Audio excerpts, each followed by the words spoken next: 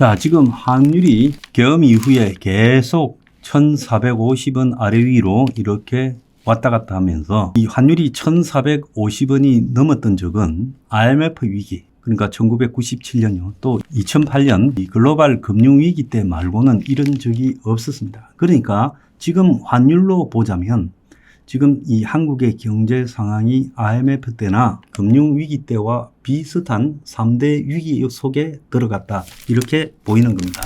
근데 제가 거듭 말했지만은 여기에 더 심각한 것은 지금 저성장이 그때하고는 비교가 되지 않을 정도로 지금 심해져서 이것이 이제 굉장히 우려스러운 요소로 작용하고 있습니다. 그래서 환율이 1,500원까지 가게 되면 대기업도 버티기 어렵다는 거예요.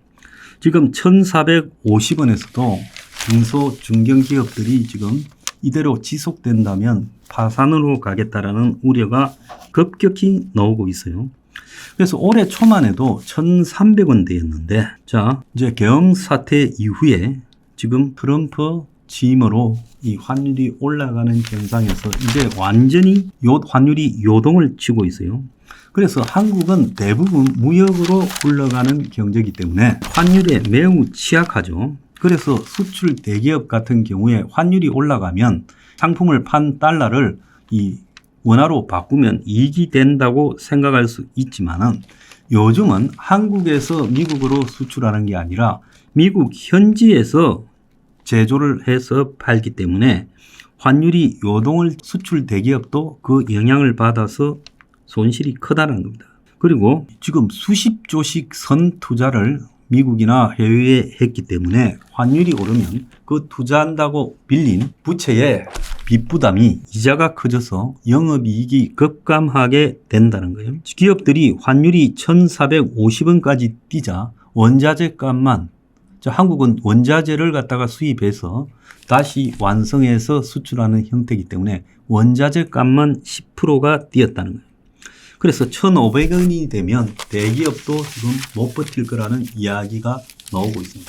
그래서 지금 정치적 혼돈이 경제를 잡아먹고 있고 경제를 살려야 된다라는 목소리를 여야 하고 있지만 실제로 이런 시스템이 앞으로 몇 달간 지속되고 또 설사 지금 가능성이 높은 이재명 좌파 정권이 들어선다면 이런 위기를 극복하기보다는 추경남발에 통한 파퓰리즘으로 갈 수 있다는 거예요. 문재인 정권 초기에 김동연 부총리가 그런 식으로 해왔지 않습니까? 그래서 중소기업들은 1,450원이 유지되면 영업이익이 20% 이렇게 감소하고 또 원자재 구매 때 6개월 어음을 사용하는데 지금 어음 비용이 증가함으로써 지금 적자가 심각하다. 그래서 내년에는 수출 증가율이 현상 유지 차원이거나 많아봤자 1% 남짓 될 거다라고 이렇게 보면서요, 기업들이 투자보다는 지금 구조 조정에 들어가고 있다는 겁니다. 그런데 과거의 금융위기 때나 또 IMF 외환위기 때는 일시적으로 1,450원 이상으로 갔다가 나중에 내려왔지만은 이번에는 구조적인 문제라서 고환율이 장기간 지속될 가능성이 높다. 그래서 한국 기업들을 초토화할 거라는 이야기가 나오고 있습니다.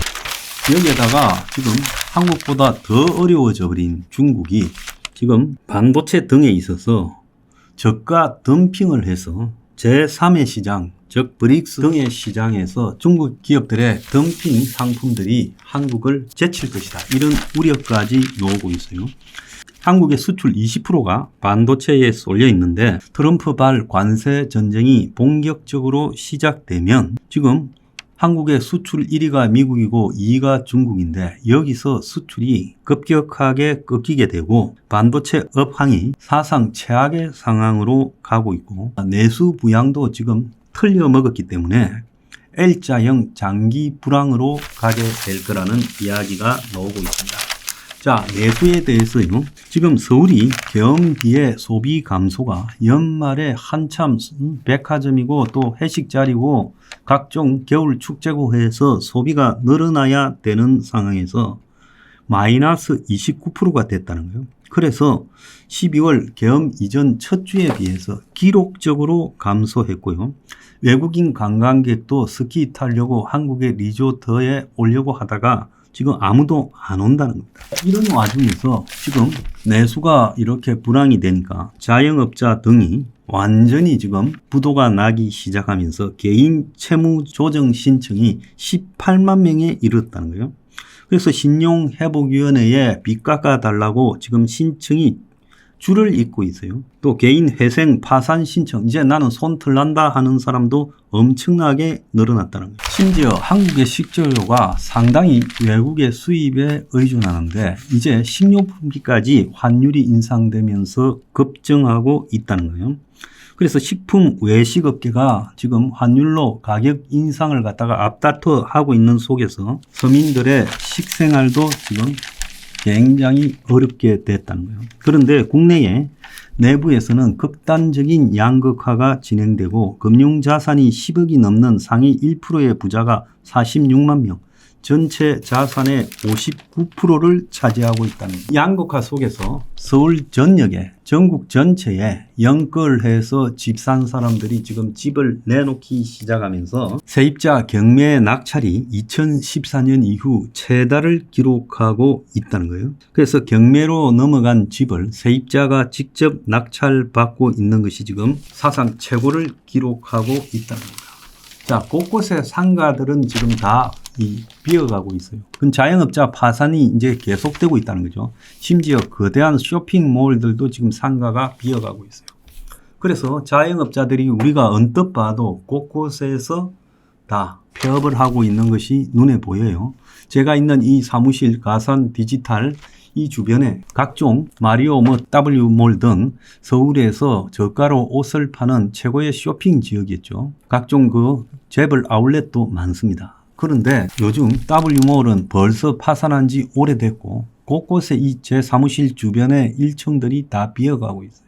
그래서 이제 경제 위기의 파고가 지금 한국의 곳곳에 다 밀어닥치고 있고 이것을 문재인과 비슷한 정책을 구사할 걸로 보이는 이재명이 설사 당선된다 하더라도 이 상황에서 돈 늘려서 지원금 나눠주고 추경 거듭해 하는 것 외에 할 수 있는 수단이 없다라는 겁니다.